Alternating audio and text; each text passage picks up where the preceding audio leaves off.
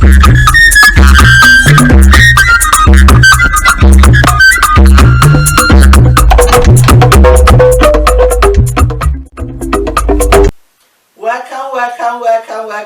back to our show once again. My name is Mrs. Augustina Anyanwutina, and help me welcome my friend glorynezemma. Welcome back to our sweet home, Africa. Once again, it's a pleasure to have you as our viewer. So we have another topic today. Our topic today is child labor in Africa. Child labor, child labor, child labor. Many of us have heard about child labor. Many of us have experiences, exactly. Thank you for helping, my friend. So that's why my friend and I were here today to look into it and see what we're doing that we need to change in terms of child labor in Africa. So my dear friend, you grew up in Africa. I sure did. Okay. So, did you? I did. I grew up in Africa. Okay. Yes. So, I mean, I've seen so much when it comes to child labor in Africa. And let's share a little bit of insight and then advise people that are really maltreating these children in Africa.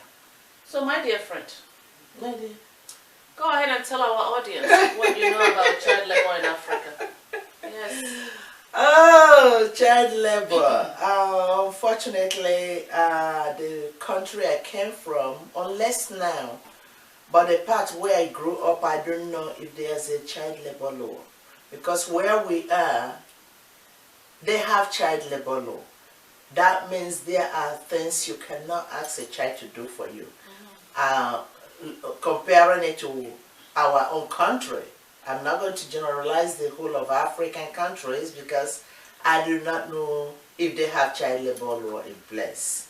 But looking from what we see, even on social medias, I can conclude that they don't have it because little children are being used as if they're grown people, because we use them to do hawking, selling roadside stuff, hawking from one place to another. We use them to go fetch water. We use them, if it's in the village, we use them to go and carry a big load of firewood and other things and come back. So there are certain things meant for children. We got to let them grow. We have to let them experience childhood and know what playing around is without sending them on an errand, asking them to prepare what we are going to cook, letting them take care of other little children, especially those that are called the house helpers. So they are still little children, and you left a responsibility of a grown woman, a married woman. You left your responsibility to them. And to my greatest surprise, when you go around, you will see them. Early in the morning, go fetch water for you and the Oga to take a bath. You want them to watch the children, to do their homework, to do everything. So on that note, I think I have to call on the government to do something to put that in place so that children will know their place. Growing up, they will grow up as little children so that when they get to adulthood, they will start doing what adults are supposed to do. My dear? Thank you so much, my friend. All right, so when we talked about child labor, let's examine who these children are. Child labor in Africa. I call it indirect slavery. Why did I call it indirect slavery? Because most of these children come from, I will call it, less privileged families. Yeah. So the wealthy Africans take them. And what they do, just to explain this a little bit to people that maybe live abroad, and when we hear child labor in Africa, they don't know what it means. So the rich people in Africa, what they do is many of them live in the cities. So they have beautiful houses, they can take care of their children and everything. So many of them, their wives will go to the villages and take these little children. Some of them are even 5, 6, 7. And they go to homes that their parents, maybe parents of those children, cannot afford to train them in school. And then they tell the parents, I will take your child to be a servant in my house, and then I'll pay for his school fees or her school fees. And then some of them are people that either they are orphans. Maybe they lost their father or they lost their mother. So the wealthy Africans will go on to their homes and say, okay, give me these children, I will take care of your child. But unfortunately, when they bring them to the city and bring them to their beautiful homes, now they make them into slaves. What I say when I say slaves is that some of them have children, or many of them do have children, because they hire, they take these little ones so that they can even take care of the children. Mm-hmm. And then when they bring them, they subject them to so much labor. They will clean the house, they will cook. These are little children. Some of them are like 6 or 7, or maybe up to the age of 10. Mm-hmm. They will cook, they will clean, they will make the bed, the madame's bed. They will make the Oga's bed, if Oga has a different bed. They will make their own children's bed. So they will treat them like these are not people's children. But the wealthy people, their own children, will live comfortably. They will have a bedroom, they will have everything. But the children that they brought from the village, they will allow them to sleep on the floor. And some of them, they don't send them to school. Even when they keep them there, they will send their own children, the wealthy people's children. They are the prince and the princess. Why these ones are the pauper's children? So the prince and princess will go to school in the morning, and then the pauper's children will go to school in the evening. You could see their clothes. They will buy beautiful clothes for their children, buy shoes for their children, but the pauper's children that they went and took in the village will go with no shoes to school. So that's what is child labor in Africa. They treat them as slaves, they maltreat them, they treat them as if they are not even people's children. Why they put their own children as prince and princess. So that's what child labor is in Africa. When I say child labor, this is where the children come from. Many of them come from the villages. So my dear Africans, we always say, treat others as you would like to be treated. And I will say, treat others' children as you would like your own children to be treated. Because you never know, like I said, many of them lost their parents. Do you want your children to be treated the same way when you're gone? So that's why we're bringing this up. My dear friend, I have so much to say, but I'll let you talk again so that I won't keep on going. Almost, I always say, what is enough for the wise? So come to look at it and think about it. It's not only they go shopping, that's what we call it. It's not only they go and buy food and take care of the house and take care of the children and go evening school. Even in the house, they make any mistake while cleaning, let's say they break a glass cup, they will beat them. After the food they cook, they will find a leftover from yesterday or 2 days ago that their children will not eat. That's the one the house helper will eat. They indirectly enslave them in so many things. If you get in their home, you will be able to know and say, I don't think this is this person's child. So, madam, Oga, if you go and take somebody else's child, try to bridge that gap that we are saying, so that at least when somebody get there, they will not pinpoint. Some of them get abused outside because they already stress out. Mentally, you're abusing them. Physically, you beat them too because maybe they break a glass. But you won't beat your own children if they break a glass. So you abuse them emotionally, you abuse them mentally, you abuse them physically. That means you already tried to end their life, because that will be in their brain. They're not going to forget that. And guess what? As they are doing everything in the home, indirectly you're training them. So they will be able to multitask as they grow up. But that's not what they want at that early stage. But you're doing it and you preserve your own children so that they don't do anything. Even the homework, she will do it for them. And when they don't get it right, she's going to be in trouble. She will not eat when your own children are eating. You have to wait until everybody finish eating, until she fill all the tank that you have with water. By then, she will sit down and eat. I had an experience like I told you. There was a lady, I went to her house. This lady was going like an ant, walking back and forth. When I say, where is she? Oh, she went to go buy this. She came back. The lady will call her. Do this. Prepare this. It's getting there. What were you doing there? She walked down to the store. It's not like she was driving. It's a little girl. She get all those things. She prepare it before the madam can go and cook. As the madam is cooking, what is she doing? Getting water to fill out everywhere so that everybody can take a bath. Do the madam's 3 children's homework. After the homework, she will not do her own. She's not doing her own. And then I'm looking at this girl 11 p.m. So I asked her, what are you doing? She said, I'm now to do my homework. And she cannot put the light on because the madam said turn the light off. She sit there trying to do homework without putting the light on. With a lamp.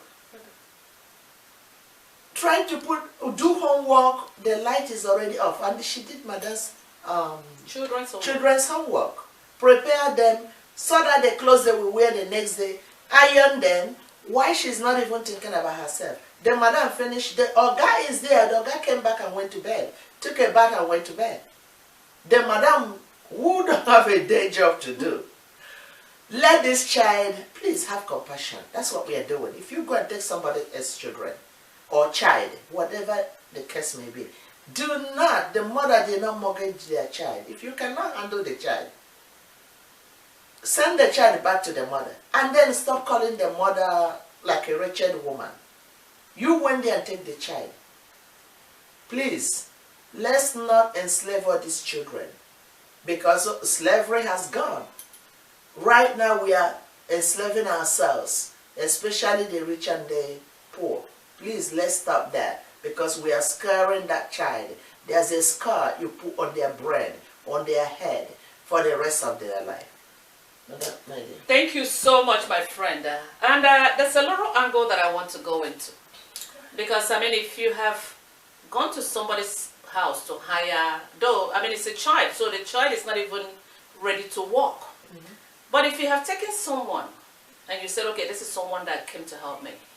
Most of the time, like we said, they're very small children. Mm-hmm.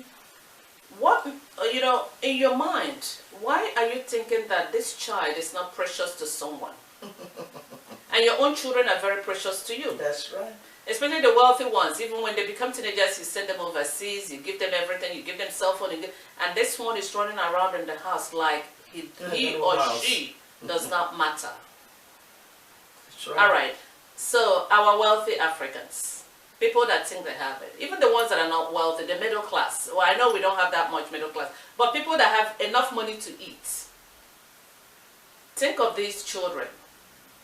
In the right sense, if you look at yourself, you have presented yourself as a divine helper to the parents. That was how you presented yourself. So you promised them that you would take care of this child.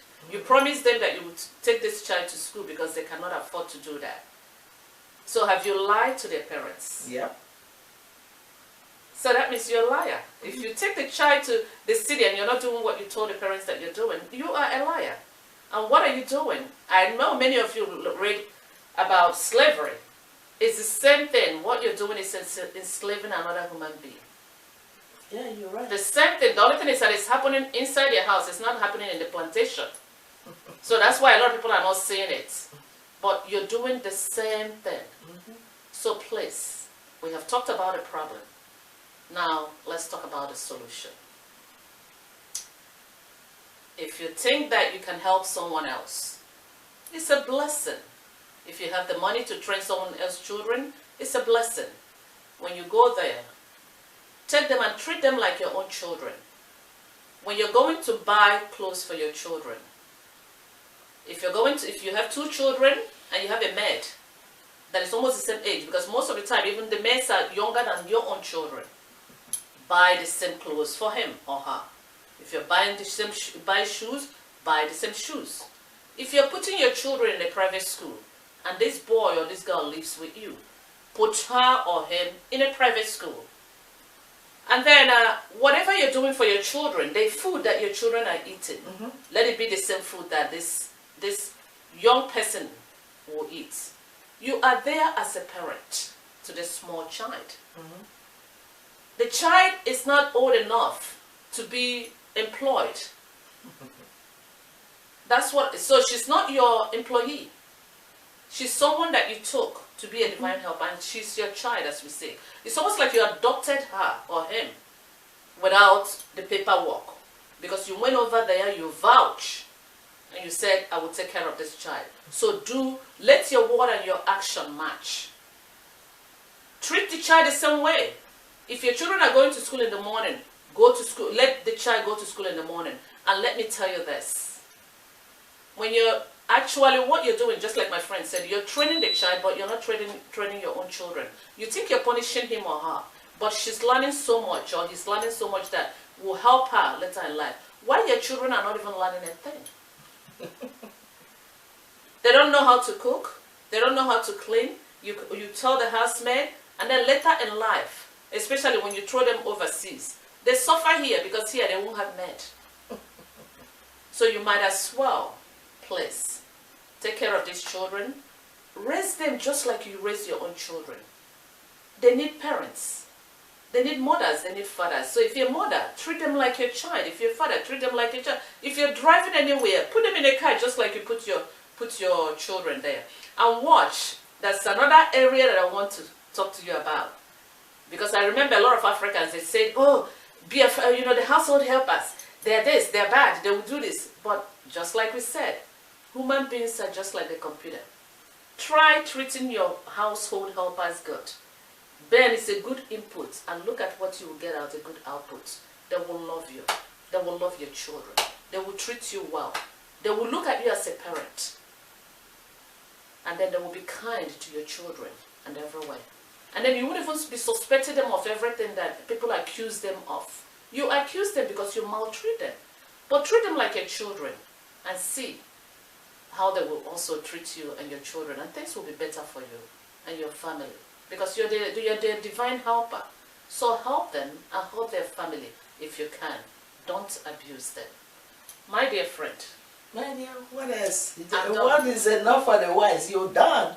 I think we should be done too. But in a nutshell, what I'm saying, what I want to, piggyback is this. When somebody, even your own child, tell you that you call it a house helper did this, try to verify. Don't go and beat on that child because your child is saying your house helper do this. And if you can buy a bed for your child, please buy a bed for the house helper. And if you're going to take somebody, make sure you tell the mother or the father exactly what you're going to do with the child. Because my friend talked about slavery. We are comparing it because when the child get there and he or she figured out that I'd rather go to my mother and don't eat and stay there and be free than for somebody to be punching on me, hitting on me, lying on me, not feeding me when I'm supposed to eat. Other children will have meat in their food, and that little, you call it, my friend used the word slave.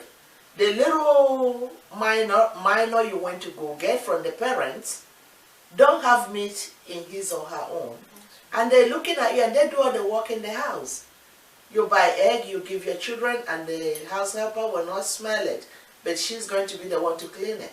So try to bridge that gap. That's my own thing. Because when that house helper start crying and say, I want to go back home, or run away from the house and run to the neighbors because they want to go home, when you get them back, please take them back home. Yes. Don't hold them hostage. Take them back home. And do not say, oh, she's going to stop crying. A neighbor will come and tell you, oh, that's how they do. They will stop crying maybe after 2 or 3 days. Take the child back home because that is showing that you're not treating that child right. You understand? So the point is, let's treat our children and the house helper the same way. Because after all, she do most of the work. And let's not enslave anybody's child.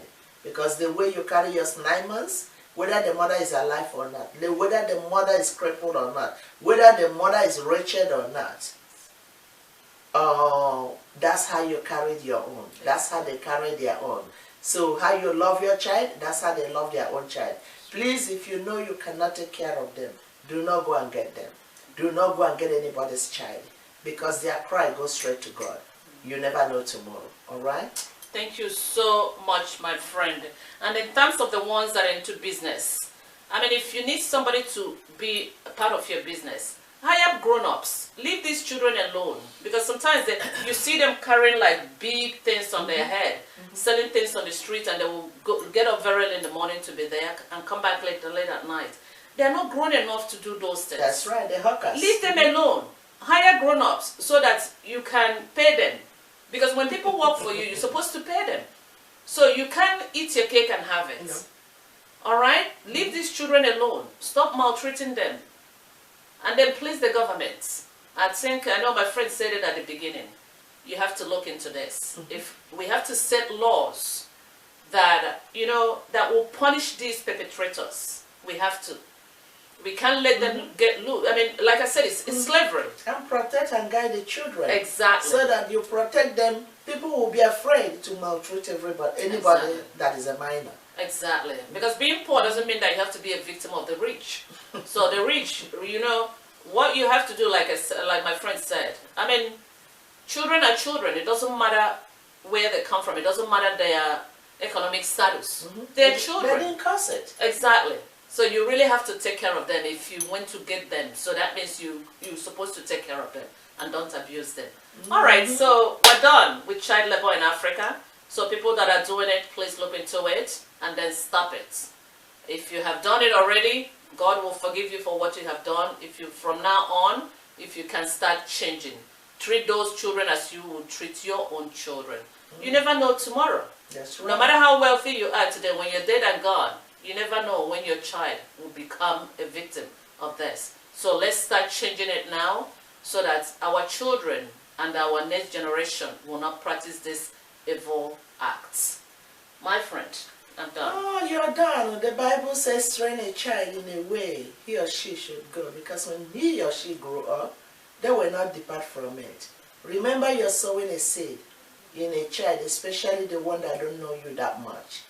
Please sow a good seed so that when that seed germinates and grow, it will come up to be a fruitful tree.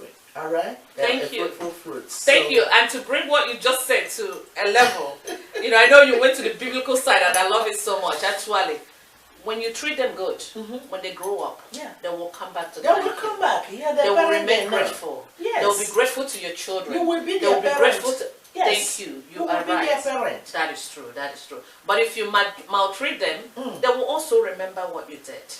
And it will cost you and cost your own family. They will be cursing at that early stage. When they're crying, carrying that big old jerry can or anything on their head. That's right. By 5 or 5:30 or whatever, or 6 o'clock, going to fetch water. When you and your husband and your children are still in the house, their cry is going to God. They are crying. That's right. And that's the cause. They might not open their mouth to curse you, but they are crying and their tears are just going directly to God. So let's be Christians all around. Yes. Not in the church alone. Amen.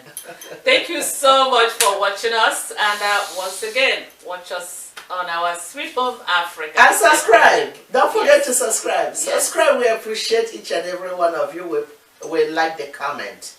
God bless each and every one of you, and forward it to your friends. Don't be Thank stingy. you. All right. God bless you. See you next week.